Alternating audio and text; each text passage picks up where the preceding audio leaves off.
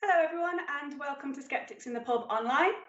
Tonight's event is hosted by us, a collective group of Skeptics in the Pub organisers who are providing a weekly social and engaging alternative to in-person events during the pandemic. If you've never heard of skepticism before, the goal of skepticism is to try and apply some critical thinking to all sorts of aspects of the world and our lives. And this is particularly important when it comes to topics like those our speaker tonight will cover when trying to navigate medical decisions that can affect our lives. Before I introduce tonight's speaker, just to let you know how the night's going to work. Firstly, if you're using the Twitch stream on a computer, phone or tablet device, you can find the chat down the side or underneath, and you can use that space to chat to the rest of the audience. Say hello, let us know where you're watching from and what you're drinking. Our speaker will talk for around an hour, and then we'll have a short break for you to refresh your drinks, stretch your legs and use the bathroom. During the talk, you can head to sli.do/rebel to ask questions and upvote the questions you want to see answered. The link will be shared on the screen and in the chat at regular intervals, so you can find that there. You can also go to our PayPal to make a donation if you like what we're doing, and the link for that will also be on your screen or in the chat too. After the break, we'll bring back our speaker and ask her as many of the questions as we can get through in a reasonable time. We'll try to prioritise those that have been upvoted, so do make sure you go and vote for your favourites. And after the talk, you can join us in our Zoom pub, the Lock-in Razor, to chat, relax and socialise. The link will be shared in the chat box later on.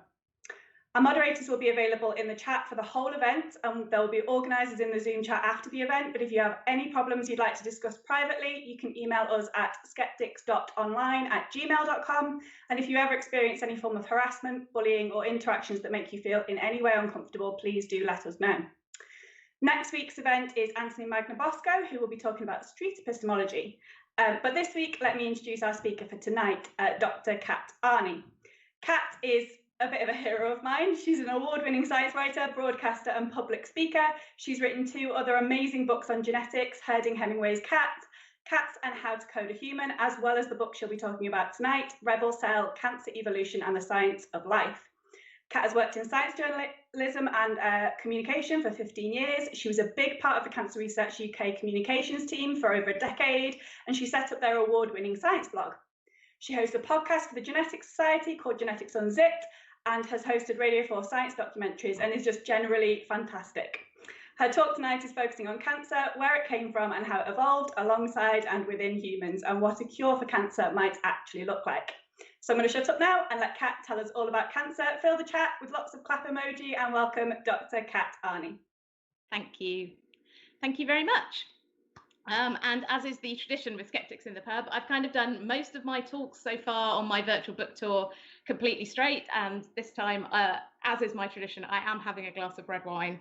So it's really, really a pleasure to be part of the Skeptics in the Pub online, because my first book, Herding Hemingway's Cats, I just have so many great memories of doing loads of the Skeptics events and meeting so many of you. So it's really nice to do this online, even if not in person. But also, given the temperature this week, it's probably good that you can't smell me right now, if I'm being honest.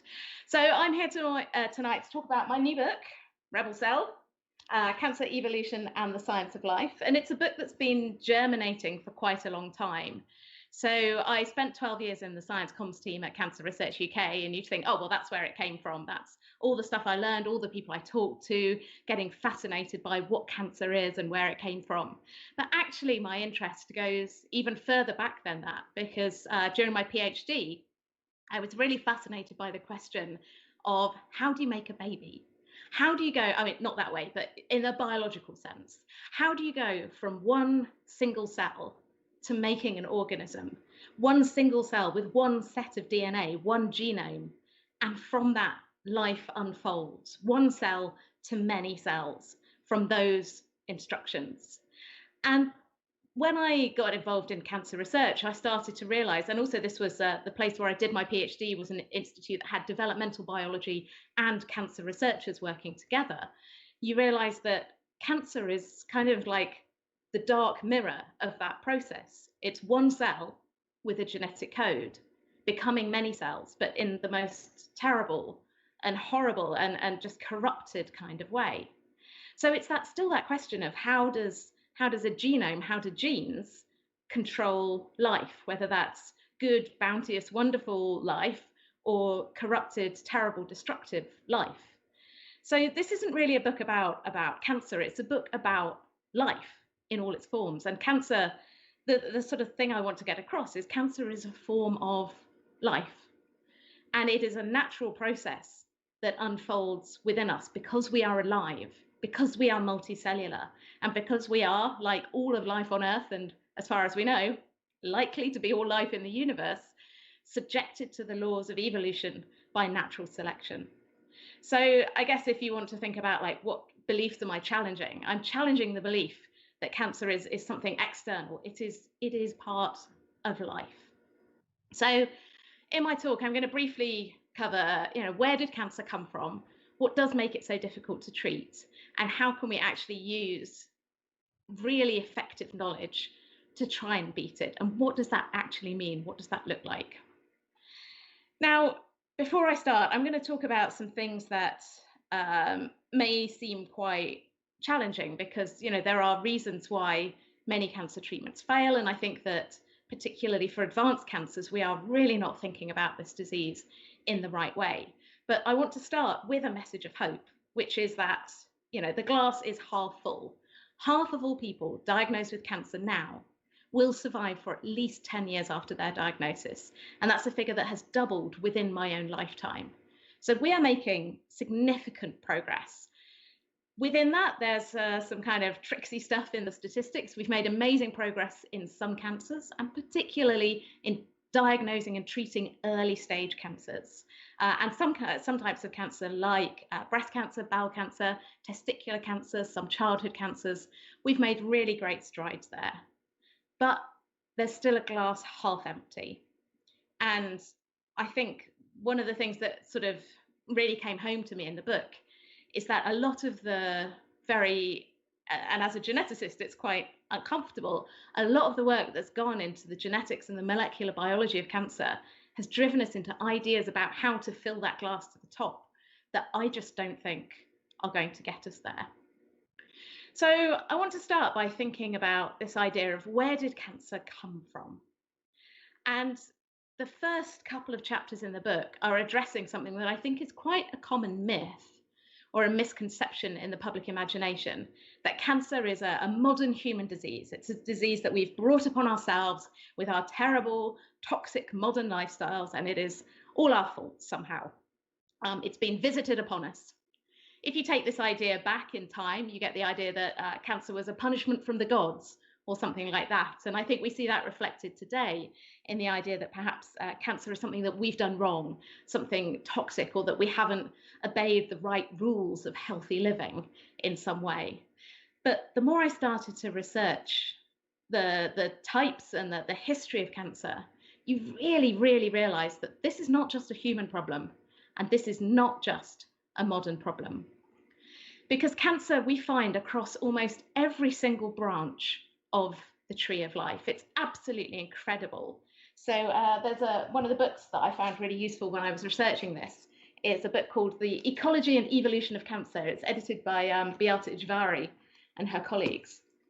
And within it, they have at least 20 very closely typed pages of all the animal species so far that are known to get cancer. So there's everything in there from sea turtles to sea turtles, shell ducks, ostriches, iguanas, rattlesnakes, fox snakes, more iguanas, loggerhead turtles, skinks, frogs, toads, salamanders, platyfish. Almost, if you can imagine it, it's in here. Interestingly, two notable exceptions to this. Comb jellyfish appear not to be affected by cancer. There are no known examples of comb jellyfish with cancers, and also sponges. Sponges are incredibly resistant to cancer, and no one really knows why. There's a guy in a lab in Arizona called Carl O'Malley who's growing these tiny little white sponges. They're about this size, about like a spiky mint imperial, if you can imagine that. And he's just nuking them with enormous amounts of radiation, enough to kill a human. And these sponges are just fine. So I think it's very curious that there are a couple of species that are incredibly cancer resistant. Everything else, not so much. And this goes way, way deep. So this, the organism on the right, this sort of green tubey thing, this is something called a hydra. And this is a tiny organism that lives in the water. And in 2014, a paper came out. I was at Cancer Research UK at the time, and it just blew my mind. And we were all like, what? Because researchers, Thomas Johnstedt-Loschow and his colleagues, they'd found a tumor growing in this tiny organism that is basically a tube of cells. There are 3 different cell types, and they're all pretty much the same in these organisms. They're a tube of watery cells with tentacles. And completely spontaneously, they hadn't treated these animals in any kind of way, organisms in any kind of way, but a tumor had spontaneously formed in one of these tiny, tiny hydra. And that really highlights the fact that this is a deep biological process across the whole tree of life. Now, in terms of like the incidence of cancer, so how often a particular species is likely to develop cancer, again, humans are not actually at the top of that list. There are some cancers where we can say, yes, there are clear environmental things or things in our lifestyles that do increase the risk. So an obvious one being smoking and lung cancer. But if you equalize for all those kind of risks that we know about, humans are kind of in the middle. So very, very big, long-lived organisms like elephants, bowhead whales, some species of bats, famous naked mole rats, you can ask me about those later, they are very, very resistant to cancer, but cancers do still arise in them. Smaller animals, so the sort of ones that kind of live fast and die young, small rodents, things like that, they tend to develop more tumors spontaneously. So each species has its own kind of underlying cancer risk that is tied to its biology and its evolution. And I go into a lot more detail about this in the book if you're really interested in sort of the balance between life history and cancer risk. There's something called Peto's paradox, which is that you would expect big, long-lived organisms to get more cancers. They're big, they've got loads of cells, they hang around for ages, they're constantly making new cells. And every time you're making new cells is a chance to develop cancer. But actually, these big, long-lived organisms don't get cancers. It's the small ones that turn over fast, they live fast and die young, that are more likely to develop tumors. And that's because they don't invest in cancer protection, because they know they're not going to be here on this earth for very long. They're going to pass their genes on and the next generation takes over. Whereas if you're an elephant and you're around for 80, 90, 100 years, you've evolved cancer protection mechanisms. Otherwise, you wouldn't have got it that far. So, humans are somewhere in the middle. And also, this is not just a modern disease either. So with perfect timing, last week, there was a new announcement of a dinosaur bone, a 77 million-year-old dinosaur bone that had an osteosarcoma, a bone tumor, discovered in it. There's quite a famous paper where some researchers took a little X-ray machine around all the natural history museums of North America and were like, can we put your dinosaur skeletons in our X-ray machine? And found evidence of tumors in dinosaur fossils, particularly hadrosaurs, these duck-billed dinosaurs in the picture. And then, as you might expect, one of the oldest examples, there's a 240 million-year-old turtle fossil, sort of precursor turtle, that's been found with a tumor in it. So this stuff goes deep and old. And as you might expect, anywhere you find human remains, we find evidence of cancer. And there's sort of 2 different arguments here. So some people say, well, yes, given the number of human remains we found, there are some examples of cancer in these specimens, and there's a list of around 250 kind of known, reasonably well quantified specimens that we know of cancers in humans. And you say, well, of all the human specimens that have been found, that shows that cancer was very, very rare. And I query that, because for a start, we don't dig up age-matched series of people out of wherever they appear to be found in the ground. You get what you get when you're fossil hunting. And also, we haven't been looking for this. And the more people are looking for cancer in antiquity, particularly with new techniques, new CT scanning, things like proteomics techniques that are looking for faulty proteins that are signs of cancer, the more cancer they find. So there's a reason that cancer tends to get much more common over the age of 60, and I can explain a bit later as to why that is. And there were many, many things in our past evolution as humans that were likely to kill us before we got there. So we don't necessarily find as many cancers as we might expect in a full stretch of the human population and the age ranges that we have today. But I think the fact that we find any cancers, and particularly the fact that we can find things like quite rare childhood tumors in ancient specimens, I think that tells us that cancer has always been here. You know, there are Greek writings about how to treat various types of cancers and lumps and bumps. So cancer has always been with us. And that's because I go into quite a lot of detail in the book about the idea that cancer is the price of multicellularity. We are multicellular beings. And if you are multicellular, you have multiple cells, then those cells kind of exist in a society with each other. It's a sort of a social contract that we are multicellular organisms. These cells do that, those cells do that. These cells multiply when they're meant to, those cells die when they're meant to. You kind of do your job, you don't make too much mess, you clean up after yourself, you don't take more than you need. There is a social contract that governs multicellular bodies, because otherwise they wouldn't work. But cheats can arise in this system, and that's why the book's called The Rebel Cell. There can be sort of rebellions against this order, and those rebellions are driven by genetic changes that make cells grow out of control, consume more than they need, don't die when they should, stop doing the job they're meant to be doing and start going off and doing something else. And that's where cancer starts. So this sort of, we've got very fixated on a very genetic reductive view of cancer, that it's a cell that goes wrong and it multiplies out of control. And if we just understand everything that's gone wrong in that cell, we'll know exactly where it came from, how to stop it, and how to treat it. But this idea that, you know, we are multicellular bodies and cells kind of arise as cheats within that system. So it's not just about the cell, it's about the environment that these cheats arise in. I think it's really, really interesting. And there's a few examples of where we can see in other systems. So for example, in tiny amoebas, little slime molds, we can see that certain genetic changes make cells in these slime molds more likely to cheat. So they end up in a spore going off to the next generation rather than a little stalk that will die when these slime molds fruit and form spores.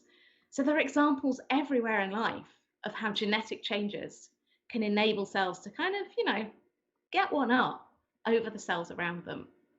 And this would not work if every cell was cheating, right? In a society, you know, in a human society, if everyone's cheating, you kind of got a Mad Max situation on your hands. But, you know, some people do cheat, and sometimes those cheats do prosper. And it's the same every level down, from human societies to animal societies to societies of cells, that, you know, cheats will emerge because cheats emerge in any society. So that's the kind of the concept of the rebel cell. And then here's an interesting thought experiment for you.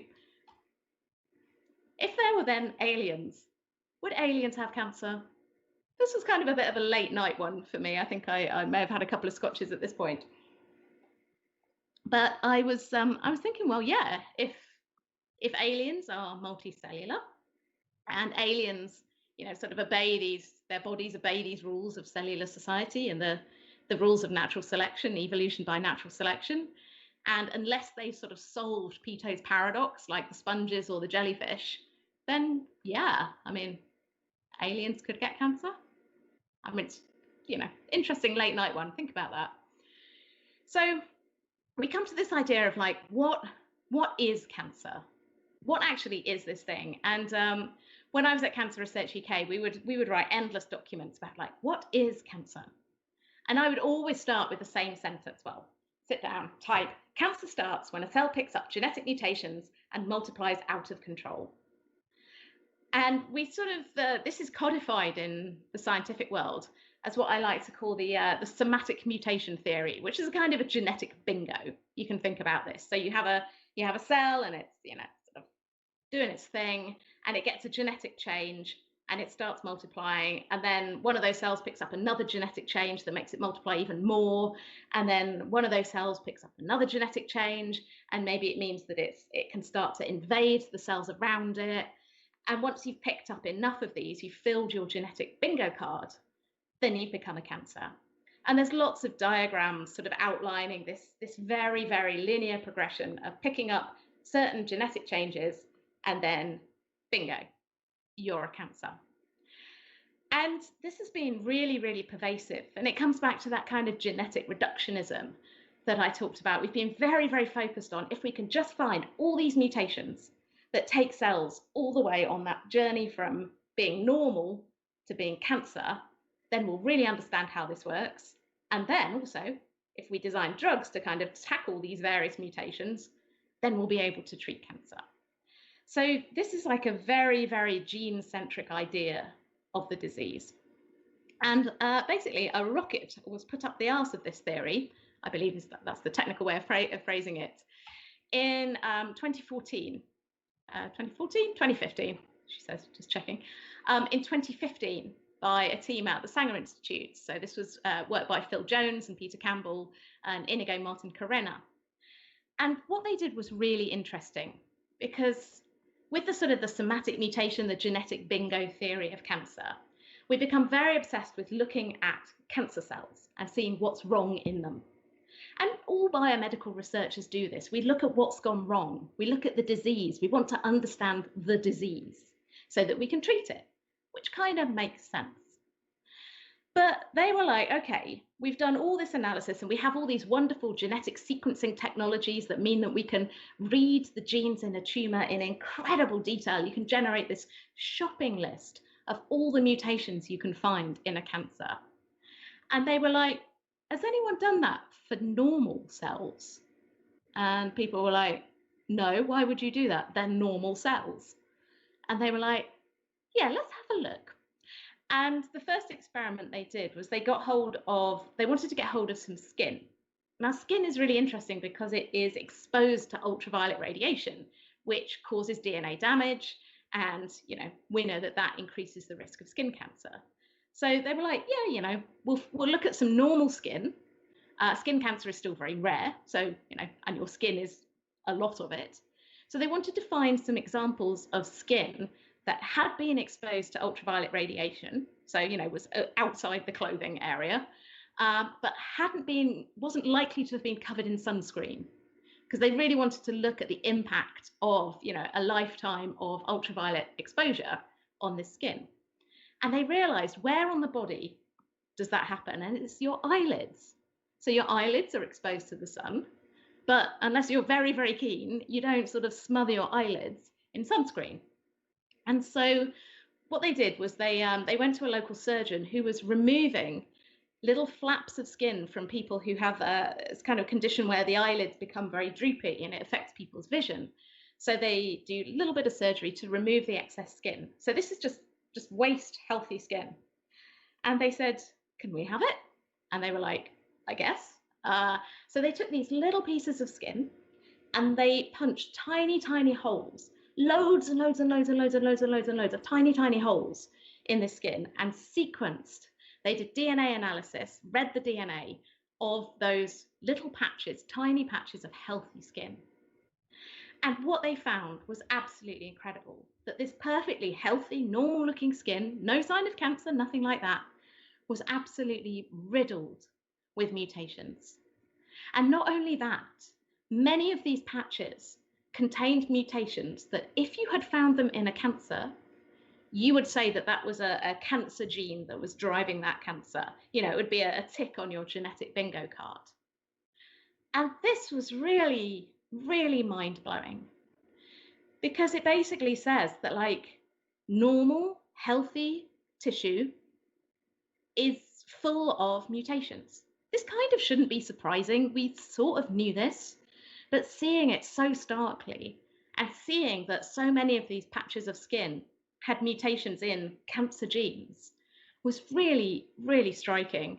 And the older you are, the more of these patches you have with the more mutations in them.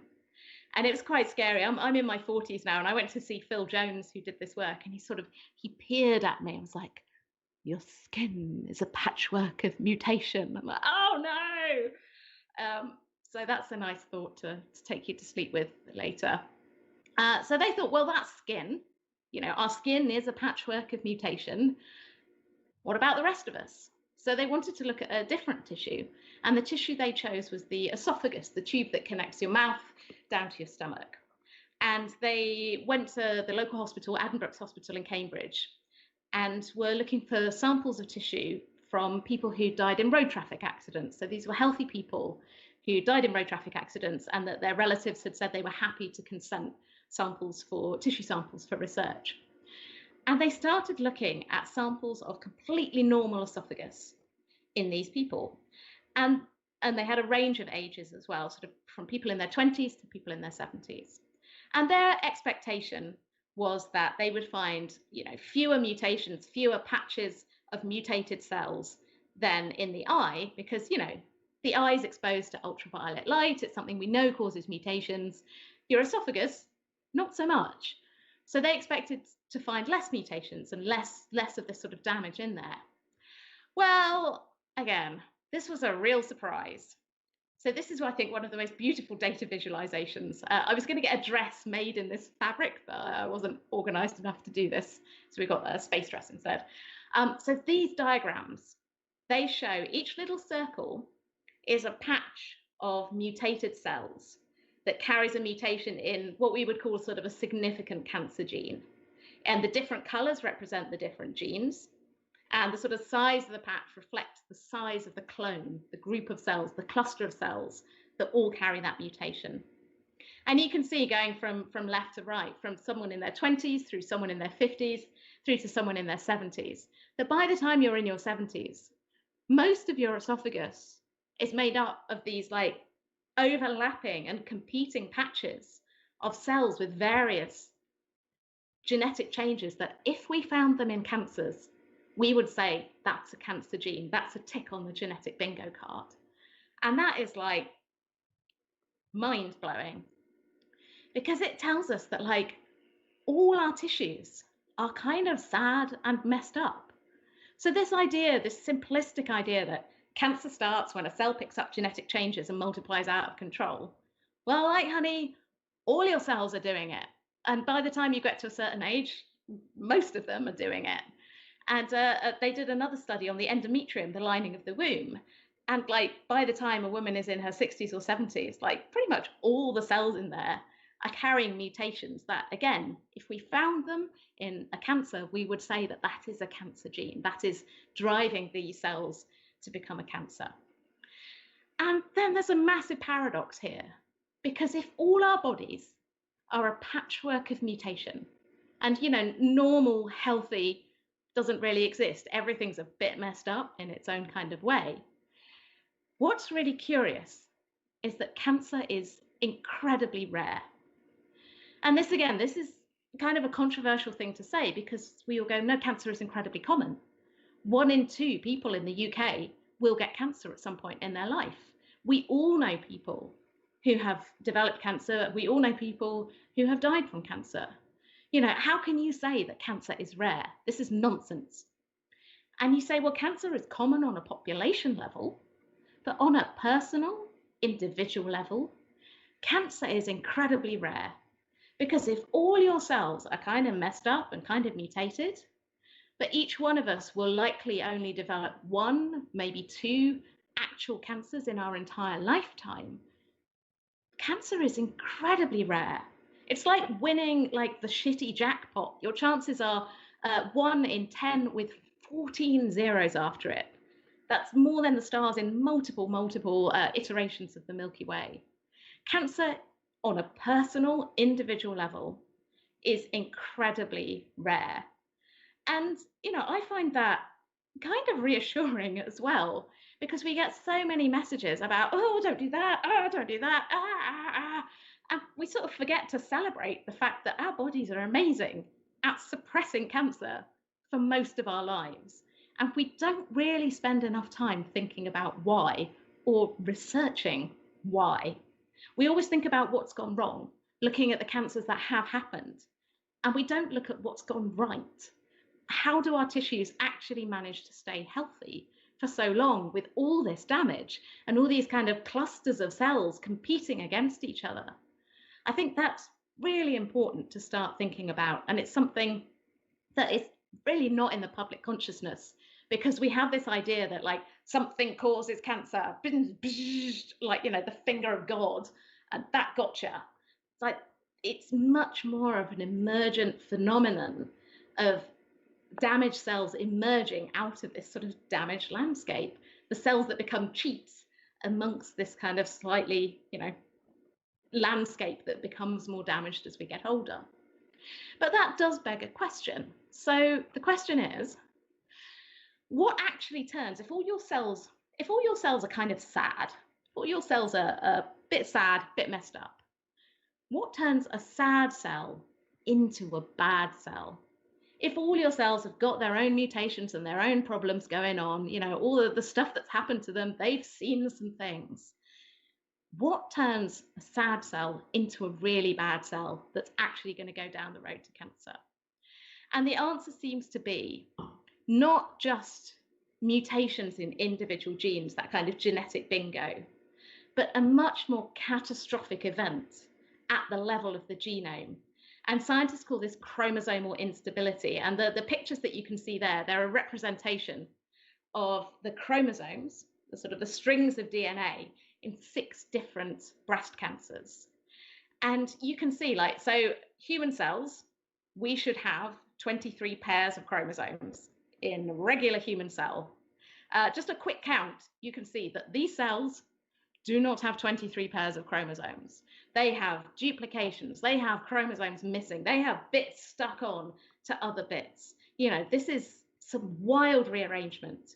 We see incredible things, duplications when cells multiply all their DNA. They get double the number of chromosomes, and then kind of wild stuff happens. Chromosomes get shattered, stitched, glued back together, glued into circles, little fragments of DNA that carrying cancer genes that seem to be all over the place. So there needs to be an extra step that turns a sad cell that's got, you know, some genetic changes into a really bad cell. And we don't really know what drives this transformation, the chromosomal instability. And again, I think that is a really, really interesting question in cancer research. What kind of flips that switch that makes a cell go into this kind of chromosomal catastrophe that seems to be the thing that sets it down the route? Because, you know, why is this chromosome? This kind of looks like it should be bad, right? If you've got this kind of level of messed up chromosomes, this should be like not good for you. So why is this a good thing for cancer cells? And it's because this is rocket fuel for evolution. If you pick up, you know, a few genetic changes here and there, here and there, here and there, that's a very slow kind of evolution. If you make big changes, big genetic rearrangements, that is rocket fuel for evolution. If you double your genome, if you have twice as much DNA, twice as many genes to play with, you can start changing some in one way, changing some in another. It doesn't matter if that gets broken or damaged. If this one picks up a change, like, and that's positive, it's kind of rocket fuel that enables cells to really start experimenting, multiplying faster with this new genomic fuel that they have for their evolution. So that seems to be the kind of the pivot point that turns, you know, a kind of like, you know, slow growing patch of mutated cells into something that is really starting to cheat the system around it and really starting to grow. And so we can invoke our good friend Darwin here, and this is a process of evolution by natural selection, because it's not just enough to have the genes, right? You know, evolution doesn't work on genes. It works on what those genes do for things.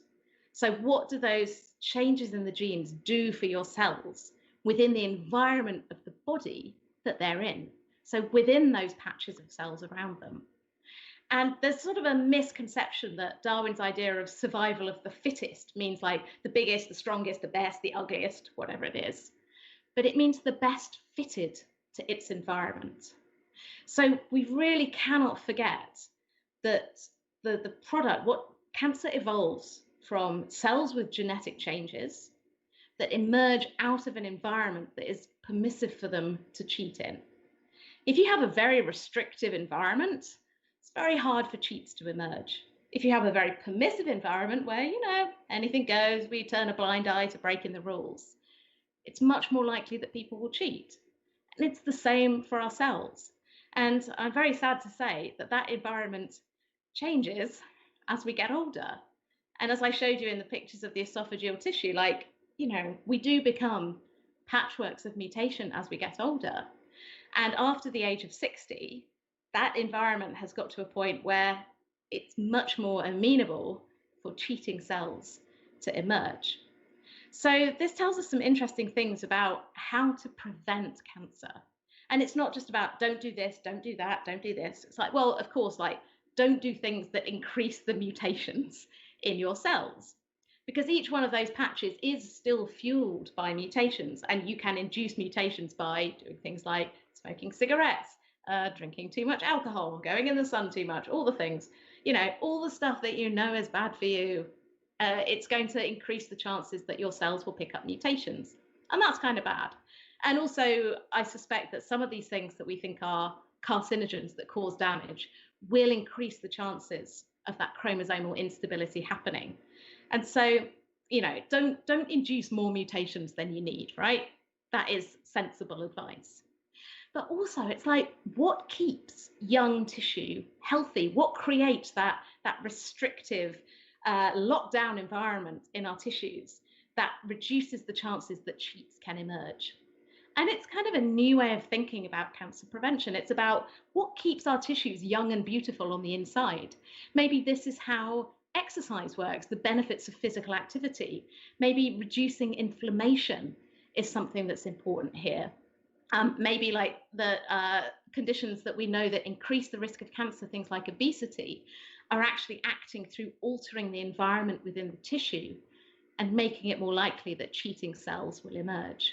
So understanding how do we keep our tissues healthy, not necessarily what's happened when it's gone wrong, but if we can push out that kind of outer border from when the time in our lives when this starts to kind of override the system, when cancer cells really start to take hold, if we can push that out by 5, 10, 15 years, that starts to be a really significant improvement in healthy human lifespan without cancer.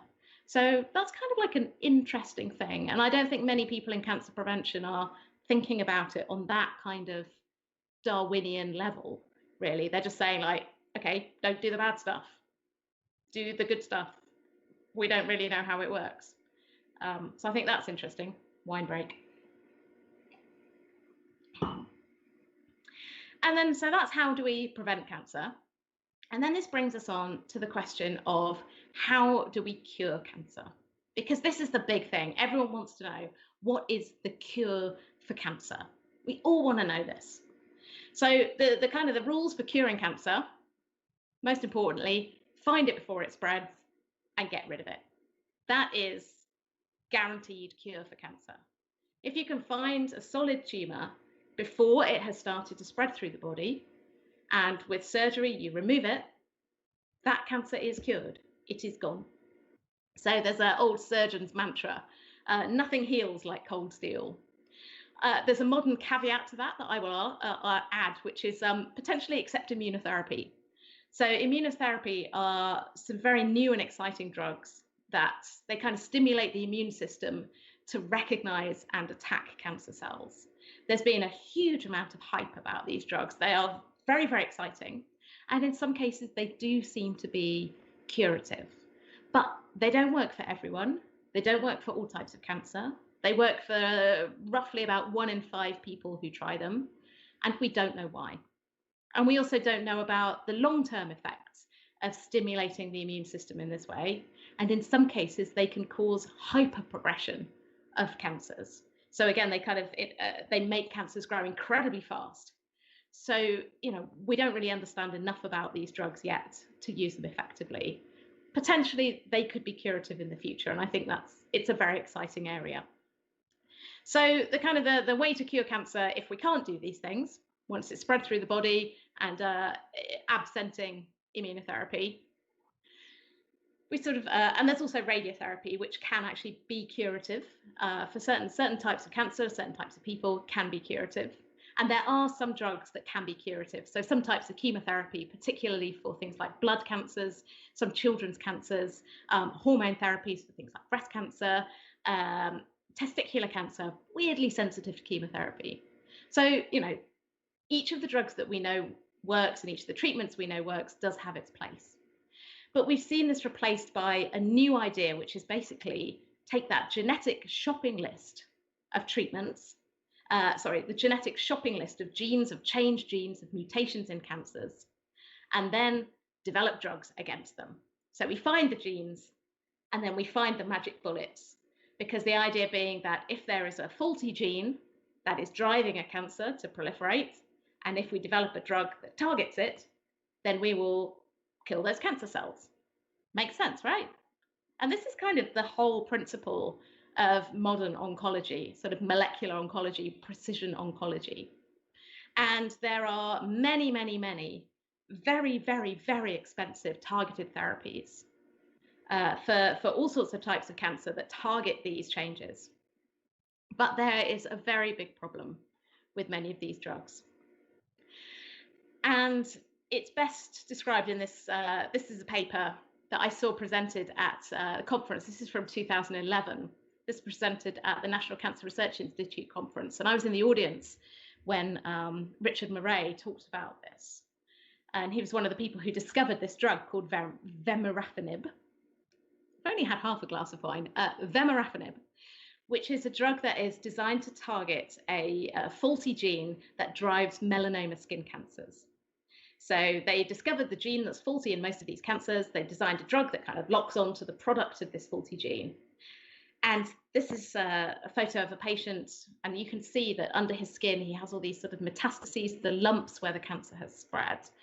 And the next picture, you could hear the gasp in the auditorium when this was presented, because this is the same man after 15 weeks taking this drug, vemurafenib.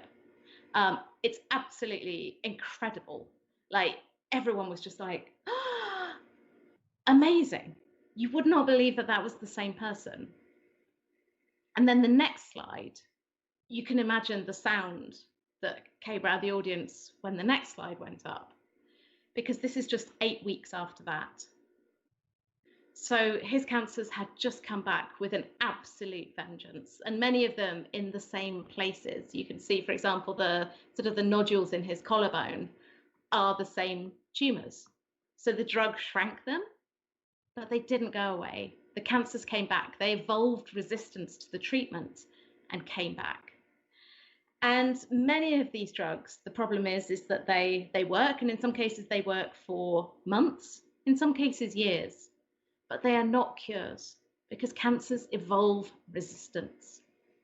And that's because we know now that, as well as our adult bodies being patchworks of mutation, cancers themselves are patchworks of mutation.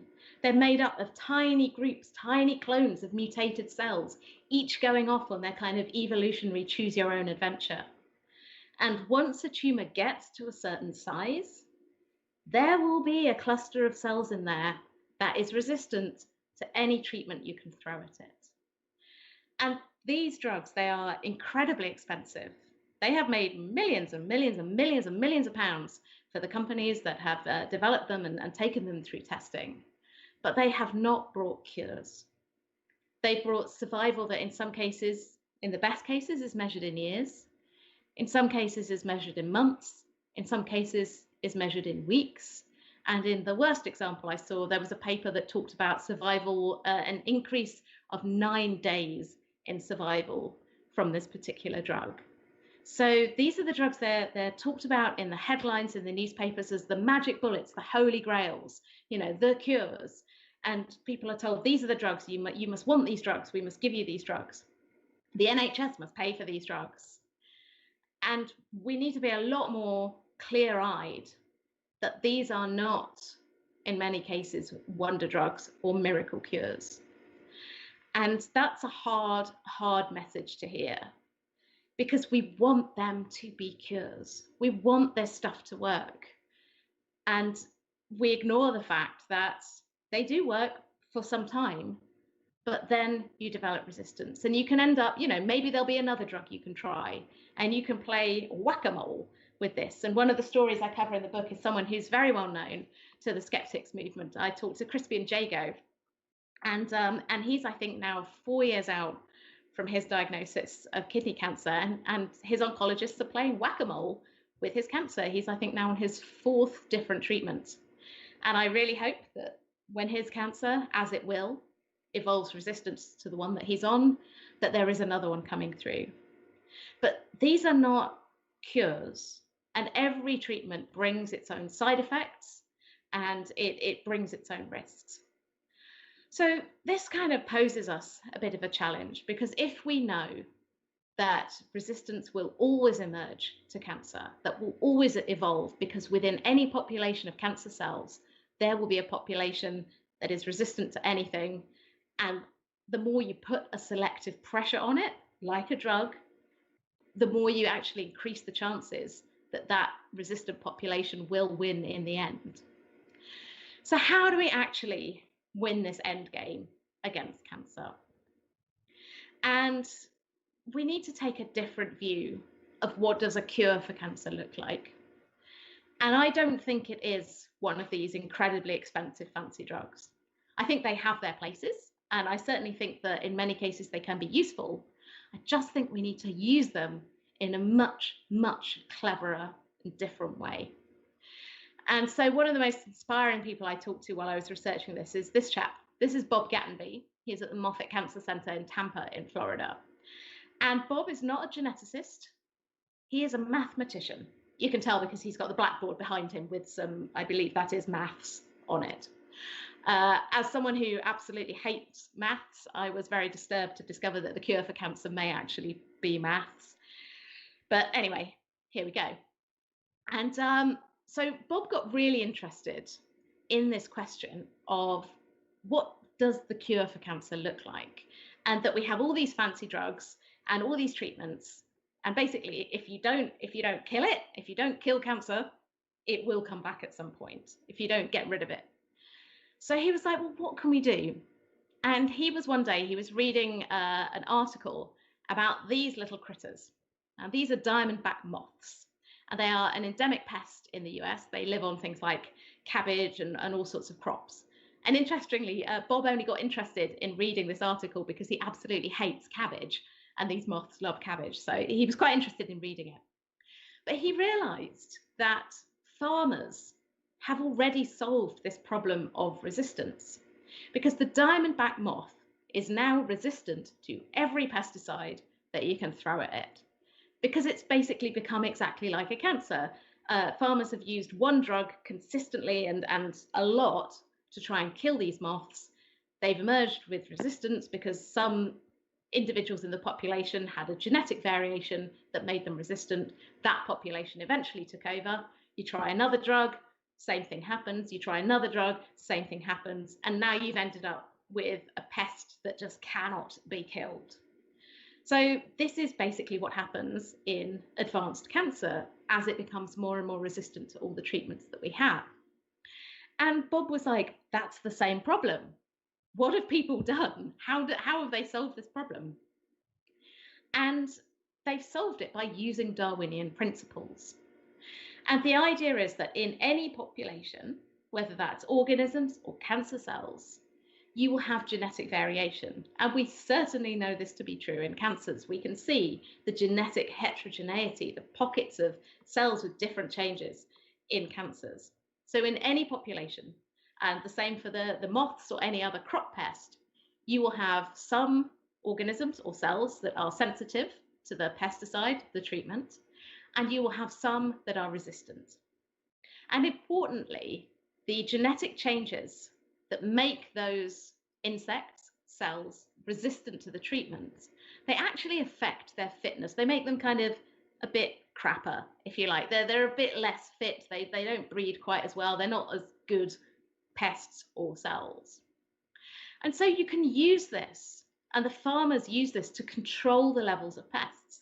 They assume, and they absolutely assume, that resistance will emerge at some point. So they never assume that it won't. They never assume that they're just treating something for good and it will go away. They always assume that resistance will emerge. And so they aim to balance the populations.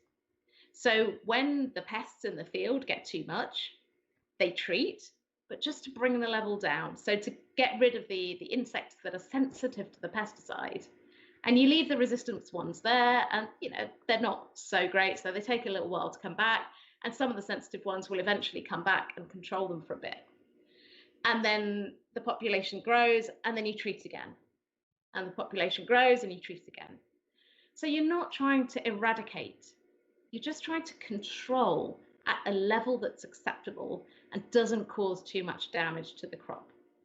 And actually now every pesticide that's brought on the market has to have a resistance plan built in. How do you use this pesticide in a way that doesn't just drive resistance straight away? And so why don't we do that with cancer treatments?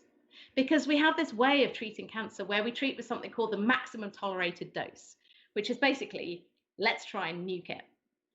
And what it does is you give a large dose of a drug and it gets rid of all the cells that are sensitive to that drug, and it leaves any resistant cells. And you're like, okay, that seemed to work. Let's treat again. Let's try and get rid of the rest of them. And that will never work because those resistant cells are resistant.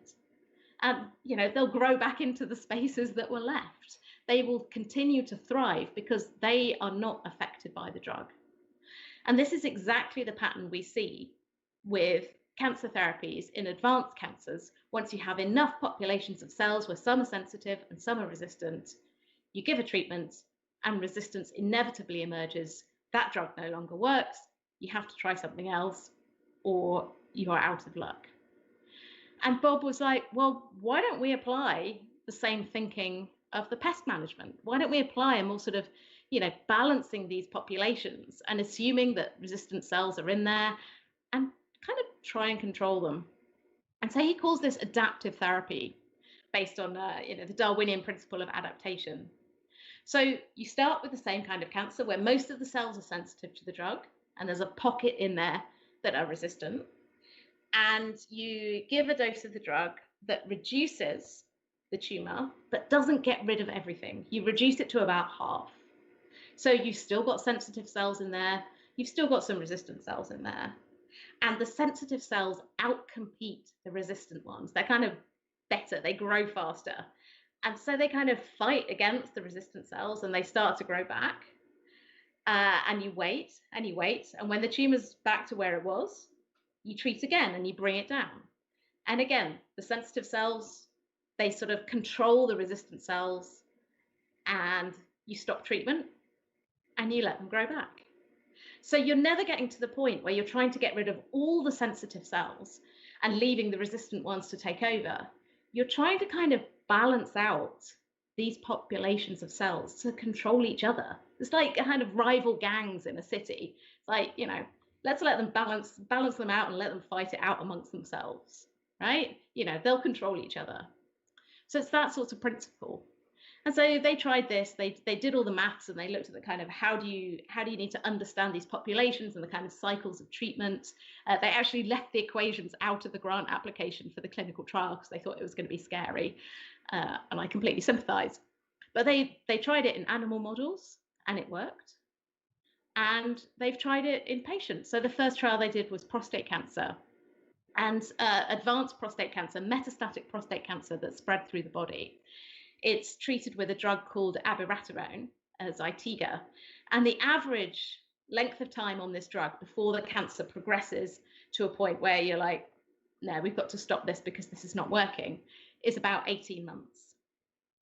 And they had people on cycles of treatment where you would treat, you drop the cancer to about half of what it was, and then let it come back. They've had people on those cycles for more than 4 years. If this was a new drug, it would be on headlines all over the world. Like, there are wonder drugs that have far smaller benefits in survival that are, getting much more attention than this simple way of applying the drugs we already have in a much cleverer way. The key thing is that they're trying this in other types of cancer as well. In theory, it should work in any type of cancer where you can understand and measure the populations of cells and kind of do the modeling to make it work. You have to be able to monitor the burden of the cancer in the body. So with prostate cancer, that's relatively easy. There's a test called PSA test. It measures the level of a chemical produced by prostate cancer cells in the blood. So you can just take a blood test, and that gives you a readout roughly of how much cancer is in the body. So maybe it has to be done by scans. That's not kind of ideal. So if there are ways where you can really monitor how much cancer is in the body quite easily, this is, this should, in theory, work. The problem is with this approach is you sort of ride the roller coaster, you balance the sensitive and the resistant cells. But as you can see in the diagram, the resistant cell population eventually does start to grow. So resistance will eventually emerge, and all the people on the prostate cancer trial, eventually they have progressed to the next stage in their disease.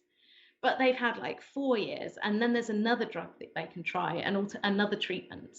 So you sort of start to think, well, you're just eking out much longer the hit that you get from each treatment. And also overall, they had fewer side effects because you're using a lower dose of drug over that whole time because you're only treating for half the time. And some people are off treatment for months at a time and have a really good quality of life. So, if this was a drug, this would be in the newspaper headlines everywhere. And it just baffles me that more people aren't kind of, really excited about it. And when I first heard about it, the hair stood up on the back of my neck. And I think that this kind of approach is really exciting. But the problem is that this is about controlling, not curing. And the new ideas based on understanding how cancers evolve, how these different populations of cells fight it out against each other, what encourages them or what suppresses them, how can you make cells less fit, how can you increase the sort of chances that cheats will be suppressed and more benign cells will prosper. This is all about controlling cancer. It's not about curing cancer. And it's certainly not about a wonder drug. And in many cases, actually, some of these drugs that may be better for control based on evolutionary principles are drugs that have actually been disregarded as not being good enough, that they don't kill enough cells, that they don't, work to improve survival long enough, because they just haven't been used in the right way. And the exciting idea that there could be many, many, many treatments out there that we can use in a cleverer, more evolutionary way to steer cancers where we want them to go, rather than just trying to nuke them from orbit and hoping for the best, I think is incredibly exciting. But, again, this is not cure. This is control. So the next question, again, if we're thinking about this in an evolutionary way, is can we actually drive cancer all the way to extinction? Because if we view cancer as an evolutionary process, a Darwinian process, and thinking about cancers as populations of cells, can we actually make the buggers extinct? Can we kill them off properly? And there are examples. So we need to look to the natural world for examples of how to do this. And it doesn't come from one big hit. Because even if you think about, famous extinction events like, the asteroid that did for the dinosaurs, well, it did for most of the dinosaurs. We've still got dinosaurs. There's some in my tree outside, that some of them survived and they evolved into all kinds of wonderful things. Philosophy point, are birds cancer? No, they're not. But, it didn't get rid of all the dinosaurs.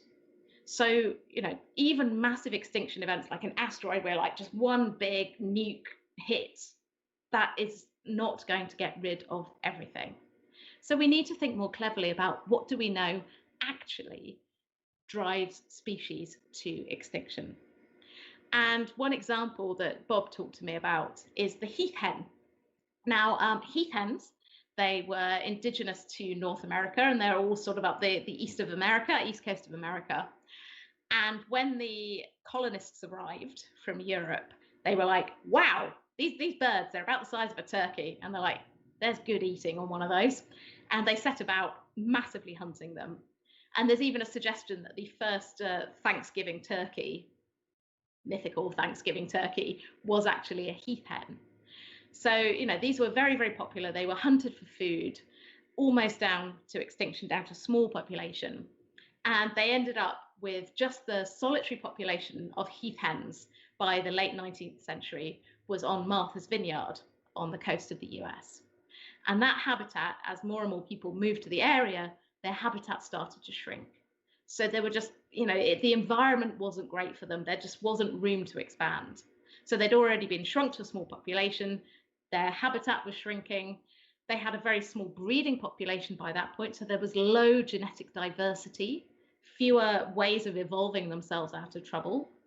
And then there were a few kind of freak events. There was a fire on their breeding grounds. There were several harsh winters in quick succession.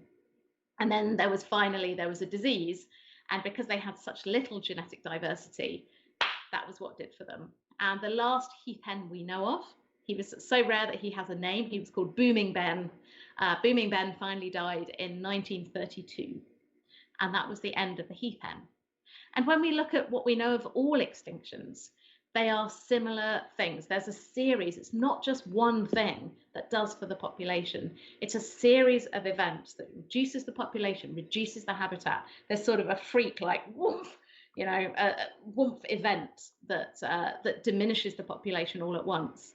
And then there's sort of a way of picking away at it till it just cannot sustain itself. And you're like, well, how can we apply this to actually extinguishing cancers in the body? And you go, well, we've already done this. This has been done by trial and error in the treatment of childhood leukemia, which is now various combinations of different drugs that are applied at different times in different ways with certain timing that actually extinguish the populations of cells down to the point where the population collapses and the cancer goes extinct. And that combination was calculated. It was not calculated. It was developed by trial and error over many, many, many years, trying different drugs, different modes of action, different timings. And now we're at a point where most, you know, I think it's around 90% of childhood leukemias are now cured. And there are long-term side effects, and that is something that is still always going to be an issue with cancer treatment. So making kinder treatments, particularly for childhood cancers, I think is still a very important issue. But this idea that the right treatments applied in the right way, in a rational way, can drive a cancer to extinction, I feel really hasn't been explored enough. And one of the interesting immediate applications of this would be the way that we treat cancer currently. You try and knock it down, you knock it down, you try and knock it down, and then you're like, right, well, we'll wait and see if it comes back. But what you want to do is knock it down, knock it down, knock it down. And then when it looks like there's hardly anything left, go in with a different drug, because you can guarantee that whatever cells are left there will be resistant to the drug you've just treated with, but might be sensitive to another one. So by understanding those populations, and this is where the genetics is really important, by actually really working out what populations of cells have we got in there, what are their genetics, what drugs are they sensitive or resistant to, what proportions are we dealing with, we can start to devise extinction strategies for cancer. And the problem is that this does not look like the cure that we think it should be. We want a wonder drug. We want a bottle of pills that is the cure for cancer. And this is something that has driven cancer charities and organizations for many, many years. And this idea may be that cancer is something that we learn to control and even learn to live with. It's really hard to get your head around. The men on the adaptive therapy trial for prostate cancer, you know, lying there at night, knowing that they've stopped treatment and they have to wait for their cancer to grow back and hope that it works again. That's a very psychologically hard place to be in. And Mel Greaves, who runs the Centre for Cancer Evolution at the Institute of Cancer Research, when that centre was launched, they did a big press thing. And the next day, there was a very sniffy editorial in the Times. And it said, you know, talking about this sort of idea that Mel was talking about of controlling cancer, of living with it, of really understanding it as an evolving living system, rather than just trying to nuke it from orbit. The editorial says, it says, "Take Cancer Research UK." The charity's slogan is "Together we will beat cancer." If its slogan were, as Professor Greaves might have it, "Together we will delay cancer," would it have raised enough money to fund research into almost more than 200 different types of cancer? Almost certainly not. And that, is a problem. So what should our new slogan for cancer research be? And one of the when I was talking to Peter Campbell at the Sanger Institute, I said, well, so what's the end game? What are you hoping to get to by trying to understand cancer in this new way? And he said, well, I don't know. I guess it's that you live long enough to die of something else. And we are not gods. We do not live forever. None of us does. And absolutely, I do not want myself or anyone I love to get cancer, to die from cancer. I want us, it's an absolute horrible, horrible disease. And I would like to see the back of it as much as the next person. But we have to accept that it is part of life. We will never live in a world where cancer will not emerge. And we need a much more realistic way of thinking about the emergence of resistance if we are to take that glass from half full to fuller, and then hopefully, to full, so that all of us can, in our own sweet time, die of something else. So, I mean, it's not a terribly cheerful message. We are all going to die, but I really, really hope for myself and for the people I love and for all of you that it's not of cancer. And writing this book really has been a journey of understanding. And, I think we can be very afraid of cancer. And I'll end with this quote from Marie Curie. And she said, apparently, "Nothing in life is to be feared, it is only to be understood." And I think if we can really understand cancer more, we will fear it less. And I'll end with that little quote from Peter there. And thank you very much for your attention. Please, please, please buy my book. It's available from rebelcellbook.com. I'm selling a very limited number of signed copies and signed book plates as well. So if you head over to the website, there's links to where to buy the book from all the good and evil retailers, and also where you can buy book plates and signed copies. So thank you for your attention.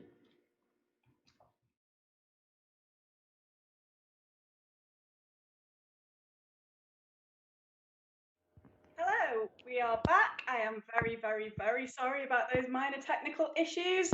My computer has decided it is far too hot to behave in this weather. It has completely shut itself down. I've had to restart it. It's been a nightmare. We are slightly flustered, but we are back with Kat Arney. Unfortunately, I can't now show you my copy of her book because I'm using it to prop my laptop up so that the fan is exposed.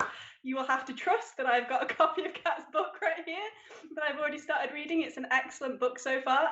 I'm looking forward to reading the rest of it. Thank you, Kat, for an excellent talk. That was really, really interesting. And I've been watching the chat the whole way through, and people are super interested, asking loads of questions, which is what we like to see. So I'm now going to move over to Slido, where we've got all of our questions ready to ask you. And I'm going to start going through them roughly in order, I think, in order that people have voted for them. So we'll start off with a question from Anonymous, who has said, "Is there a recent update on the link between neurodegeneration and cancer?" This is one, you started with a question, I don't know. That's always the way when it comes to cancer, isn't it? So there's a couple of interesting things there. So one is the thing that we there's like neurodegenerative diseases. I can never say that word. Neurodegenerative diseases and cancer are almost kind of two sides of a coin, because cancer is basically a disease of too much life, too many cells, too much life, too much proliferation. And neurodegeneration is kind of a disease of cell death. So like too much death and not enough proliferation. So they're sort of flip sides. But yeah, I don't know much or particularly what that question pertains to. But I will say that one thing that is absolutely wild that I discovered, it's one of the weirdest things, not the weirdest thing I discovered in the book, but one of them, is that I discovered that for brain tumors arise in the brain, obviously, but they will actually form synapses and connections the cancer cells will form connections with normal brain cells. And because they are still cells, they're still kind of doing a bit of what they're meant to do. And you start to think, well, that's really interesting that these cancerous cells are still acting as part of the brain and wired in. And maybe that is explaining a bit of some of the neurological problems that people describe when they have cancers, and particularly brain tumors, that it's not just the effect of actually having a tumor in the brain, physical tumor there, yeah, that there is something to do with kind of the connections that these cancer cells are making. So it was very interesting. That's still very early stuff, but I thought that was that is really, really interesting and slightly scary. Yeah, and there's so many, as I was going through the book, there's so many sort of weird, odd, like wow kind of things in there. So the next question we've got is from another anonymous questioner who said, prolific replication of non-differentiated cells is a default, even in unicellular organisms. Is there a way to induce differentiation of cancer formations? Yeah, this is a really interesting question. And this kind of comes back down to this idea of the society of cells, that cells are working effectively in a society where they know their place, they know their job. And that's what we call differentiation, is when a cell has gone down a pathway to decide what it's going to do. And actually, I don't think it ended up getting into the book, but there is this big argument about whether cells are always trying to proliferate and the structures around them prevent them from doing so, or whether cells basically they proliferate and then they just stop. And so there's sort of this balance of like, do cells really want to live, or are cells lazy and don't really want to live? And I'm kind of coming on the side of like, cells kind of want to live because Darwin is real, natural selection is real, and life wants to live. Cells just going to cell. They're going to do what cells do. So I think there's some really interesting ideas about trying to drive cells to differentiation. And this is actually a treatment for some types of cancer, particularly, I think, childhood cancers. You can treat them with compounds that actually drive those cells to become fully differentiated, because particularly childhood cancers are really embryonic cells. They're developmental cells that have got stuck at a certain point due to the mutations that they've picked up. And, they aren't going fully to their differentiation pathway. So there are some cancers that you can treat that send them fully down that pathway. So that is an interesting idea. And another related thing is the idea of, they're called benign boosters. So this is the idea of chemicals or drugs that sort of boost benign outcomes for cells. So this sort of differentiated, lazy, let's settle down in your society, be a good cell kind of drugs, and trying to boost those populations to keep the cancerous cells in check. So there's some interesting ideas there, definitely. That is really interesting. Yeah, very interesting. It's so cool. Like playing with differentiation is really interesting. Yeah, and as you've said throughout your talk, just figuring out how cancer works tells us a lot of gives us cool ideas about how we can then try and play around with that and figure out a cool way to manage cancer if we know that maybe an outright cure isn't an achievable goal. But this one of the other things on the list of like really weird things that blew my mind is that this concept that every innovation of evolution, of biology, we find in cancers. So the wildest one, I'm not going to spoiler it too much, but it turns out cancer cells can have sex, right? Sex okay. Sex has evolved in the history of life on Earth several times, and it can evolve within a cancer. But one of the other interesting things was that, if you think about cancers as more like the kind of the dark side of life or the dark side of development, where they're sort of differentiating on wrong pathways and proliferating in disorganized ways, this wild thing, there's a process called angiogenesis, which is how tumors grow a blood supply. They send out signals to nearby blood vessels, and these little blood vessels grow in and kind of plumb in the cancer and provide oxygen and nutrients. And there's been so much effort going into finding drugs or ways of like shutting off the blood supply, and they haven't really worked very well. It's mostly been a complete bust in cancer. These drugs have then been applied for other things like sort of macular degeneration, where you get blood vessels growing where they shouldn't. But they've been a real bust in cancer, and no one could figure out why. And years ago, a woman called Mary Hendricks, she was looking at melanomas, skin cancers, and discovered that the melanoma cancer cells were differentiating into blood vessels. So the cancer was plumbing itself back out into the mains. Rather than stimulating normal blood vessels to grow in, it was growing kind of cancer blood vessels back out. And it was like, this is wild. She called it vascular mimicry, and she published a few papers, and everyone was like, no, that's not how it works.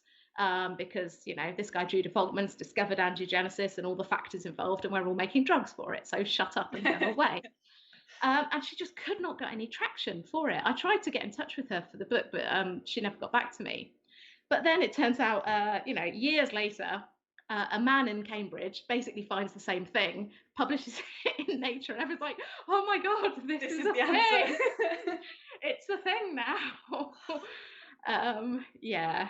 So there you go. Really frustrating. So I'm going to ask you a question now that's my own question, but it kind of leads on from that. Is that a story you found a lot when you've been researching this book, that women in research are struggling to get their voices heard in that sort of way?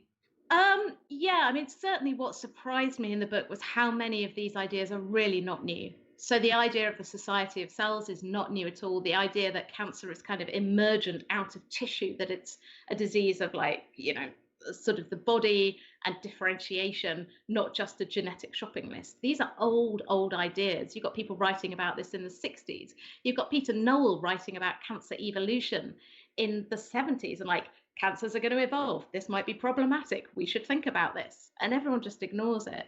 And some of the women that I uncovered sort of wonderful stories. There's a researcher called Maud Sly, who was working in Chicago in the early 20th century. And she became very interested in whether cancer could be passed down the generations.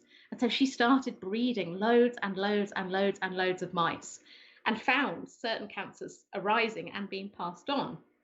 So she started to identify the hereditary nature of some cancer susceptibilities. And we now know that some inherited gene faults, things like the BRCA genes, P53, some of the bowel cancer genes, those run through families and significantly increase the risk of cancers. And she was doing all this work with mice, like breeding thousands of mice. She took them to visit her mother. You know, she kept her breeding populations, went across the US to visit her dying mother. She couldn't get money, couldn't get funding, couldn't get recognition. Also, part of the problem was that she was really, really, really into eugenics, and a lot of the work on inherited cancer risk got very tied up in the early eugenics movement in sort of the 1930s, both in humans and in animals, and really fell out of favor. And I think, again, it took a while to come back to the point where we could say, actually, some of these cancers are inherited. Now we can find the genes and screen and offer treatments, rather than the horrific eugenic idea of doing it. Like, so much of genetics is involved in eugenics, and it's just horrendous. Yeah. So the early history of, like, hereditary cancer is all tied up in eugenics. It's terrible. Okay, so the next question we've got is from another anonymous questioner, and it might take a little bit of interpretation on your part, because I'm not sure I fully understand it. They say our body only contains around 2 glasses or a pint of live cells. The rest is intercellular tissues, collagen, bone, etc. Does cancer leverage the loss of ICF?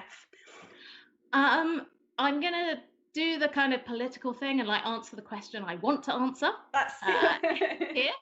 Which is, here is a really curious thing. So yeah, a tumor is not just cancer cells, in the same way that your normal tissue is not just cells. Like, we are held together by the intracellular matrix. And in tumors, we call this stuff the stroma. So it's all the stuff that is not cancer cells. And this is intracellular matrix, kind of gluey stuff, collagen tissues, immune cells, healthy cells that are in there, stuff called fibroblasts. All these cells are mixed up in there, and they give the tumors the kind of the solidity that we think of as a solid cancer. And, you know, that's why we think of cancers as lumps and bumps. Curiously, when you actually look at the physical properties of cancer cells themselves are squishier and more motile than the cells around them. And it's interesting because they have this firm substrate. It's like trying to run on, whether you try and run on dry sand or on firm wet sand. It's like the cancer cells move on this firm substrate. and it actually encourages metastasis. And there's some really interesting stuff. I talk about it a little in the book. And as someone who also hates physics as well as maths, I'm sorry, don't come at me. The stuff about the actual physical properties of the tissues of the body and cells, and the kind of the squishiness of cells, and like they kind of can turn sideways and wriggle out of tumors, and that's how they might spread. And like just there's a lovely demonstration. I don't know where the video is, but this guy who works on the physics of cells, he has these hexagonal blocks in a dish, and they're all the same shape. They're all hexagonal blocks, and they're meant to represent kind of normal cells. And you shake the dish, and they all stay in one place. And then you put in one block that's elongated, like a cancer cell that we know is kind of elongated and squishier. And you shake the blocks, and it works its way out just by the physical interactions of the shapes of the tissues. And you're like, cells have physical properties, bodies have physical properties, not just genetic ones. And again, I think we've ignored them for quite some time and at our peril. So yeah, interesting question. I probably didn't answer it. I've answered my own question. There we go. Another anonymous question. This person asked, are cancers restricted to animals? How about other multicellular organisms? So yeah, this is an interesting one. So it depends on your definition of cancer. In humans and mammals, we define cancers as a growth that breaks through what's called the basement membrane, which is kind of like the molecular cling film that's around our internal tissues. So once you get that's the difference between a benign growth and a cancer, is when it breaks through that kind of membrane. And because mammalian and animal bodies are built like this, we can define that as cancer. So animals can get cancer. When you think about something like plants, they have really stiff cellulose walls. They have kind of really stiff plant cell walls. So cancer-like growths do emerge. So you can see galls and all sorts of kind of lumps and bumps on plants, often caused by the work of insects and the response to insect damage. So you can say, well, that is proliferation, out of control, not where it's wanted. And the best example of this is the cacti that I talk about in the book, these sort of fasciated cacti, where instead of having a nice strand of cactus like the kind of cartoon cactus, they explode in all these growths and lumps and bumps. And it looks for all the world like kind of exuberant growth that you might expect in a cancer. So plants do have these kind of processes, and fungi as well. You can see growths in there, and seaweeds and all sorts of things, because this is just stuff that emerges out of multicellularity. I particularly focused on animals because I'm still particularly interested in humans. But yeah, you see out of control growth. You can see populations of bacteria that are proliferating unusually quickly, and you can go, well, is that bacteria cancer? I don't know, discuss. But yeah, you could argue that cancer is just an unusual growth pattern that you wouldn't expect to see in that organism. Well, if you define it as cheats within a cellular society, then yeah, it's any group of cells that is doing more, taking more, proliferating more, not dying, secreting mess into its environment and not cleaning it up. It's any and you'll see that in anything that has cells. Yeah, because if there are genetic variations that enable you to do that, you can cheat your neighbours.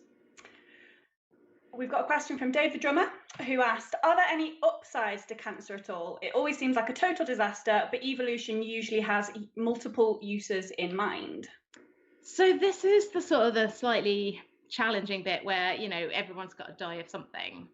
And as a species, the graph of cancer incidence, it's remarkably flat throughout youth, adolescence, early middle age, and then incidence does rise up after 60 and continues to go up. There's a weird kind of kick down by about 95. So basically, if you make it to 95, if you've survived that long, you're doing all right. Like, there's something really good in there. And I think, again, that it's interesting to think about not only why are we resistant to cancer when we're younger, but also like what's going on in centenarians.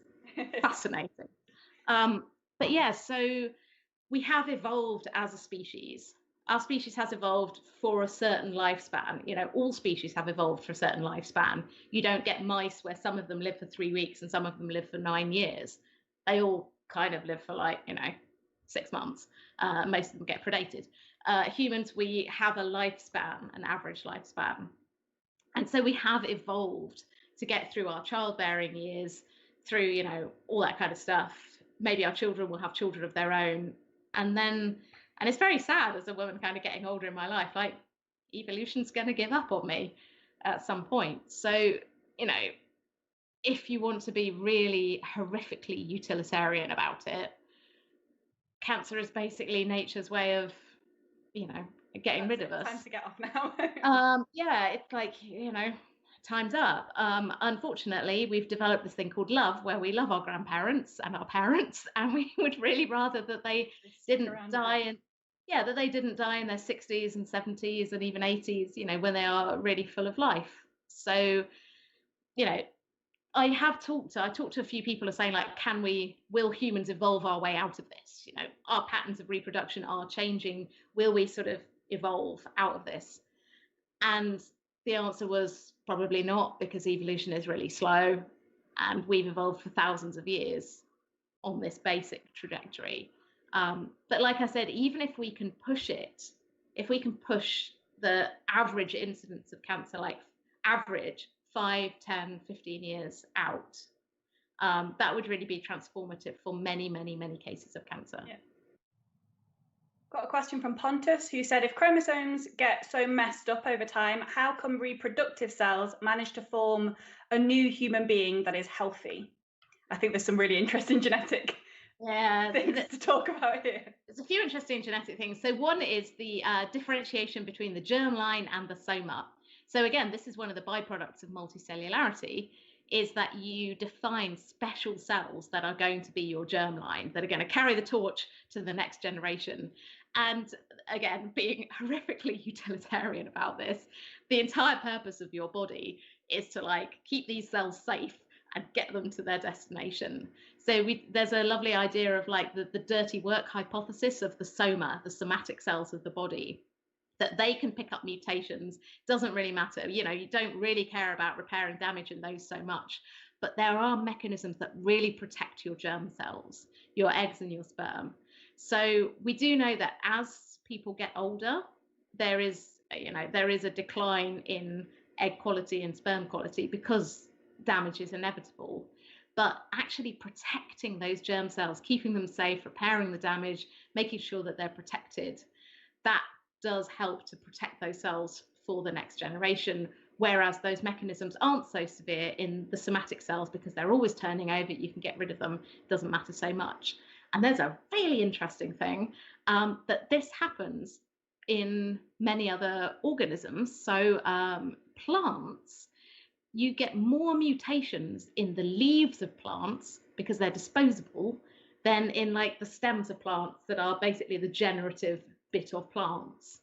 So that kind of tells you that evolution knows where it's important to keep stuff safe and knows where it doesn't really matter.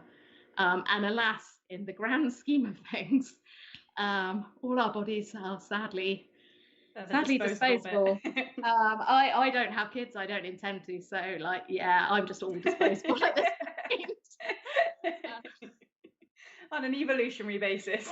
Yeah, for an evolutionary value. Although I absolutely subscribe to the JBS Haldane principle that I would lay down my life for 2 brothers or 8 cousins, and I have 2 sisters and 8 cousins, so I'm genetically I am good. We've got a question from C Foxy, who asked, how do we differentiate cancerous cells from non-cancerous cells, given that you described this patchwork of mutations that we have in normal cells? How do we draw the line between the sad and the bad? Is there a spectrum? Can we see it in a biopsy? Is there an easy way to tell? Yeah, so what I'm leaning towards is that the difference that's a really kind of bad cell is this chromosomal instability. It's tipping into this, and I talk quite a bit in the book about a concept called aneuploidy, which is where you're, like, losing chromosomes, gaining chromosomes, see these large-scale chromosomal rearrangements rather than just this sort of slow tick of mutations in particular genes. So I think that's, if you were trying to detect, like, what is cancer, you want to start looking out for those sorts of incidents. And actually, this discovery that a lot of our cells do carry mutations it does make it very challenging to go like, well, what is normal? And then again, if you have like targeted drugs that are targeting cells with these mutations, and a lot of normal cells have those mutations, are you potentially, that could be a way that you're inducing a lot of side effects with these very targeted drugs. So I think that the discovery that we don't, normal, what is normal, everything is a bit sad, does really make us think about, well, what is that tipping point into cancer? And do we actually define that then by the phenotype? Like, how do these cells behave? They really have adopted those cheating behaviors, and they are proliferating, they are not dying, they are aggressively growing. And underlying that will be that they've suddenly managed to ignite this kind of bin fire of evolution by doubling their chromosomes, by starting to like really mess around with the genome at scale rather than individual mutations. Yeah, and I think that's a really interesting point, is that it's not just differentiating a cancer cell from a non-cancer cell, it's knowing which of those important mutations. I saw a really interesting paper a few years ago that said even if you've got 150 mutations in a cancer cell, only 1 or 4 of those might actually be driving that cell to be a cancer cell. Yeah, I mean, what is the cancer driver? I think it's really this sort of genetic bingo attitude towards cancer, I think, has been very misleading. And also you can really see just the idea of the magic bullet. We've been misled by particularly a drug called Gleevec, which is a drug for a type of leukemia that is driven by one single genetic change. It's 2 genes that kind of get pasted together, and it's very common in this type of leukemia. And Gleevec was a drug that was designed to specifically target the molecule that's made from this genetic fusion. An absolute wonder drug of its time. It still is. I think it's the single most incredible cancer drug of all time. It's transformed survival for that cancer, absolutely. But it really misled people into thinking that if we can just find more of these things and make more of these drugs, then it will work for everything. And it hasn't, because this particular type of cancer isn't really like typical fully down that road. It's almost like a pre-cancer, and it's a blood cancer as well. And so that's been very, very misleading, I think. Cleo asked, there are cancers that you die with rather than die of. Is that linked to anything like age, or is it just chance, and what happens to mutate? Yeah, I mean, there is a big whack of chance in there. So like I showed, it's like, if you develop even 1 or 2 cancers in your lifetime, somewhere in there you have won a shitty lottery where your chances of winning were like 1 in a 10 to the 14. And there are many cancers that people die with. I think most men will die with some form of prostate cancer. Many women, there's a lot of autopsy studies that have shown that many women have small breast tumors. I think if you looked inside any of us, you would find all kinds of things, which is why I'm really not in favor of like, oh yeah, just take a trip through an MRI scanner every couple of years. Like, hell no. You're going to have a lot of false positives there. A lot. You get incidentalomas where you find lumps and bumps that you're like, oh, that looks like a cancer. And you're like, that may never have killed you. And this challenge of separating tigers from pussycats, I think, is really important in screening. And I will say particularly, this is my personal view and my personal hobby horse, I think particularly with breast screening, I think we pick up a lot of early cancers that we don't know would have become a problem. And women go through a lot of treatment and worry and anxiety for this. And prostate cancers as well, there's a reason, even though people say, oh, we should have PSA screening for every single person, every single man. And the problem is that a lot of men have growths in their prostate and it is not cancer. Yeah. And so, I think that question of like, well, what is a dangerous cancer and what is a collection of cells that are growing is still something that we need to really define. Gray asked, is there a correlation between the ability to regrow limbs, like axolotls, and high or low susceptibility to cancer? Again, I'm going to answer the question I want to answer. That is an absolutely fantastic question, and I'm going to answer it with relation to that all the processes that cancer cells use are our own biological processes.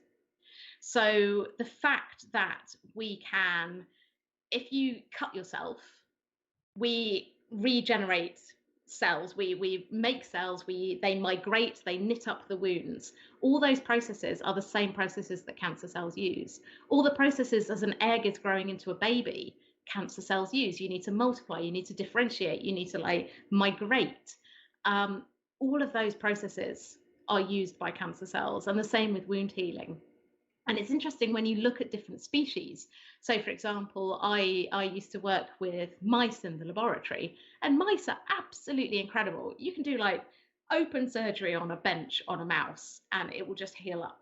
Like, they have incredibly fast healing.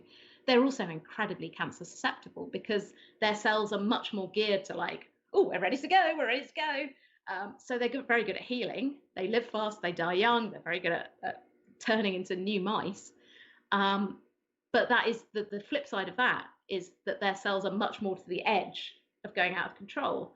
When I spoke to someone who was doing a survey of cancer across the whole of life, she went to someone at San Diego Zoo and said, can you give me a sample from one of your Galapagos tortoises?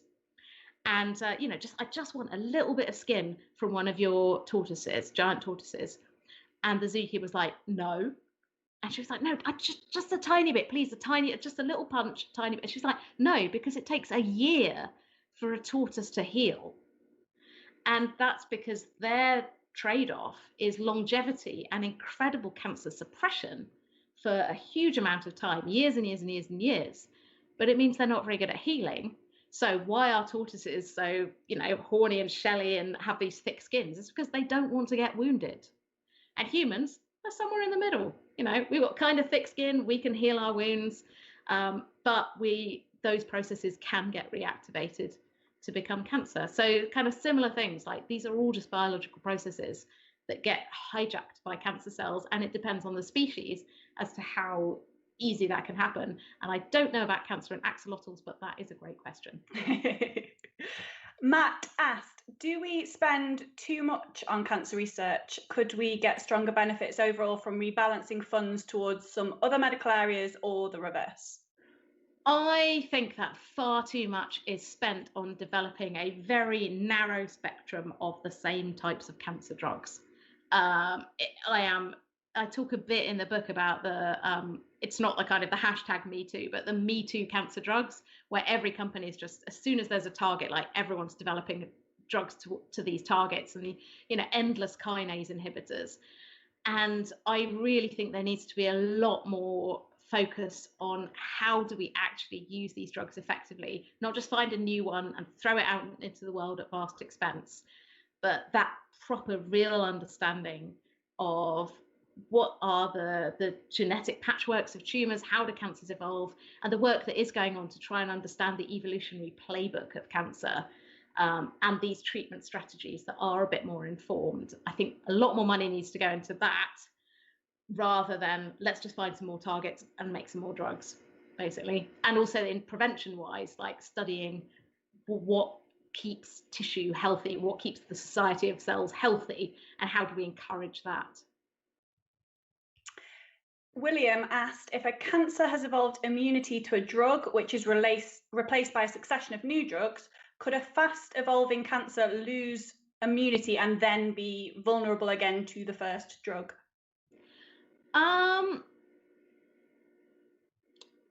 That's an interesting one, because I think the answer is it depends on the cancer, and it depends on the drug, and it depends on the evolutionary trajectory of that cancer.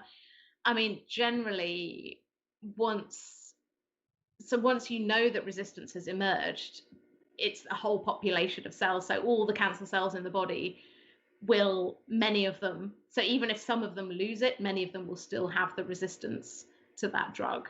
So I think it's very unlikely that wholesale a cancer will lose resistance. So it's more going back to that idea of the roller coaster, where you accept that some cancer cells will be resistant, some cancer cells will be sensitive, and there's going to be a balance of populations as you apply or take away the drug.